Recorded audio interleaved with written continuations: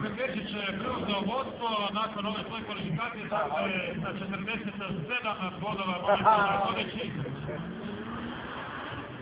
Vidimo sada 17, vraćamo samo i sutra od nama.